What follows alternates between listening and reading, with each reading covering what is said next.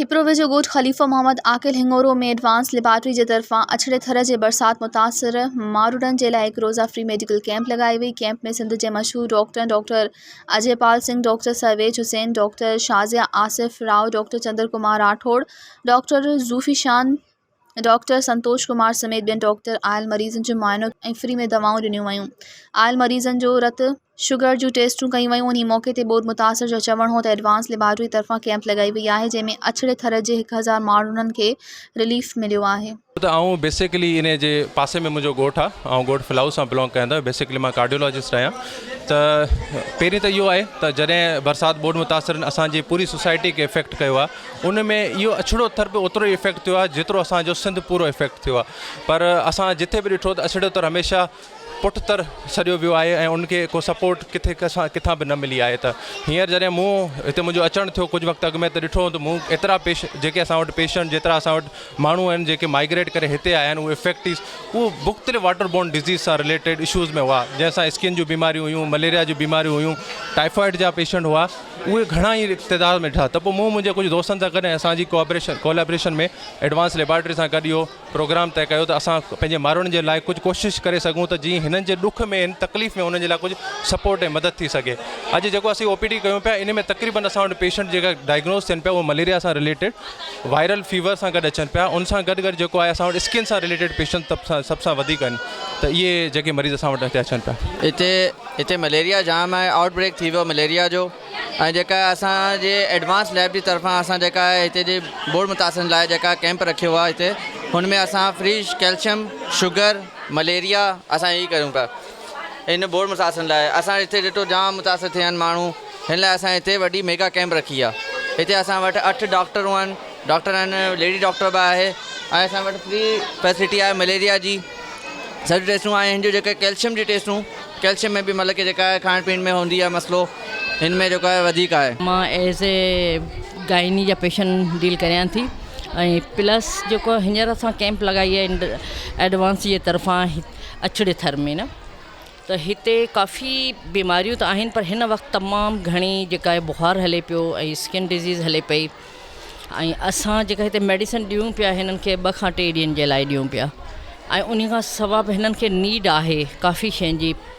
पाणी त हिते गंदो आहे, पीअण लाइ सही न आहे। ऐं उन खां अलावा ॿियो जेका बीमारी आहे रत जी कमी माण्हुनि में तमामु वधीक आहे। त हिते जा पेशेंट जाम आहिनि, जिते असां पेशेंट जे मलेरिया काफ़ी हिते निकिता आहिनि, बुखार निकिता आहिनि ऐं दिलि जा मरीज़ हिते निकिता आहिनि। ऐं बोर मुतासिर लाइ त हिते चयां त काफ़ी अहिड़ा मरीज़ आहिनि जंहिंजे मलेरिया, डेंगी, कैल्शियम, असां शुगर फ्री ऑफ कॉस्ट हिते टेस्टूं कयूं पिया पंहिंजी लैब जी तरफ़ सां। त हिते असां पूरो असां हींअर त पहिरीं इहो असां 3 कैंप आहे। इन खां पहिरीं असां नरेजो में करे चुका आहियूं कैंप, जंहिंमें असांजी उते बि इहो सिचुएशन इहे सभु शइ हुई। पर हिते मरीज़नि खे ॾिसी लॻे थो त हिते माण्हुनि जी मदद करणु खपे काफ़ी, छो त हिते काफ़ी बोर मुतासिर रहिजी विया आहिनि ऐं असां ई जहिड़ा माण्हू हिन जी मदद करे सघूं था। हम यहाँ पे कम से कम 3-4 दिन की दवाई दे रहे हैं। इसके अलावा बहुत ही रश है यहाँ पे। जो बोर्ड मुतासिर लोग हैं वो उनकी हेल्प करने की वजह से हम आए हैं यहाँ पे। कंपनियाँ ऑलराउंडर कंपनी है, एक मल्टीनेशनल कंपनियों के प्रोडक्ट है हमारे पास, जैसे पेनाडोल हो गया, दूसरी और प्रोडक्ट है सारी की ना सबकी सब हमारे पास अवेलेबल है, जिसमें जितनी बीमारियाँ रही है पेशेंट जो डॉक्टर लेके जो लिख रहा है वही चीज़ें हम आप प्रोवाइड कर रहे हैं। साईं हिते तमामु मरीज़नि जो तादाद घणो आहे ऐं साईं वारनि तमामु सुठो मैनेजमेंट सिस्टम ठाहियो आहे ऐं पेशेंट तक़रीबन 1000 जे तादाद में आहिनि। ऐं हिकिड़ो चाइल्ड स्पेशलिस्ट आहे, हिकिड़ो कार्डियोलॉजिस्ट आहे, यूरोलॉजिस्ट आहे ऐं चेस्ट स्पेशलिस्ट बि आहे ऐं उन खां पोइ गाइनोकोलॉजिस्ट बि आयल आहे। तमामु हिते साईं वारनि सुठो इंतज़ाम कयो आहे ऐं तमामु मेडिसिन बि सुठी ॾेई रहिया आहियूं। जी बिल्कुलु, ही एडवांस लैब जी तरफ़ां हिते कैंप लॻायो वियो आहे न। हितां खां की असांखे कंवर सिंह साहब ऐं अजयपाल, डॉक्टर अजयपाल आहे जेको, उन असांखे जेको आहे त हिते इंडिकेट कयो त भाउ हिते असांजे हिते ज़रूरत आहे कैंप जी। त माना हिते बोर्ड मुतासिरीन फ्लोड एरियाज़ तव्हांखे ख़बर आहिनि, हर पासे फ्लोड एरियाज़ लॻो पिया।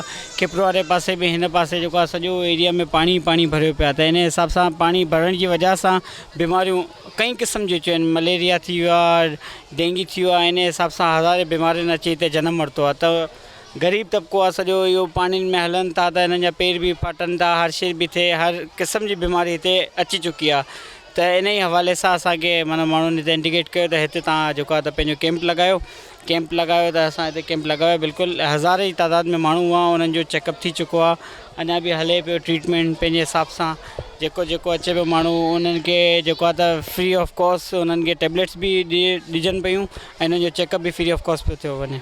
जीअं त तव्हां ॾिसी सघो था हिते इलाही तादाद में माण्हू आया आहिनि इलाही जेको सफ़र पिया कनि जेको हींअर पंहिंजे बोर्ड मुतासिर माण्हू आहिनि जंहिंखे हिते को रिलीफ न पियो मिली सघे त हींअर असां अछड़ोतर गेस्ट हाउस जे तरफ़ां को हिकिड़ो इहो मतिलबु माइंड सेट ठाहियोसीं त मुंहिंजा पंज कज़न डॉक्टर आहे त उन्हनि खे असां चयोसीं त हिते इलाही नीड आहे त अचे माण्हू ग़रीबनि जो जेको आहिनि जेको अफोर्ड नथा करे सघनि हिते माण्हू ॿ टाइम मानी ई नथा अफोर्ड करे सघनि त हीअ चेकअप वग़ैरह किथां अफोर्ड कंदा त असां हिते अहिड़ो माइंड सेट ठाहियोसीं त उन हिसाब सां असां हिते कैंपिंग कराईसीं त कैंपिंग कराई हुन में तव्हां ॾिसी सघो था इलाही माण्हू आया आहिनि हिते हज़ारनि जी तादाद में माण्हू अची चुका आहिनि उन्हनि खे असां हिते खाधो बि माना जीअं लंच थींदो आहे उहो बि असां हिननि खे प्रोवाइड कयोसीं त हिते मेडिसन्स हर ट्रीटमेंट थिए थो जीअं डेंगी आहे मलेरिया थी वियो आहे ॿियो बि स्किन प्रॉब्लम्स वग़ैरह जेको बि आहिनि त उहो सॼो कार्डियोलॉजिस्ट बि कार्डियो जेको प्रॉब्लम्स आहिनि तव्हांजा हार्ट जा उहो बि हिते तव्हां डॉक्टर ॾिसी सघो था सभु आया आहिनि त हिते टेस्टूं बि थियनि पियूं ECG वग़ैरह सभु थिए पई ऐं हुननि खे जेको पेशेंट्स आहिनि उन्हनि खे असां मेडिसन्स बि प्रोवाइड कयूं पिया हिते।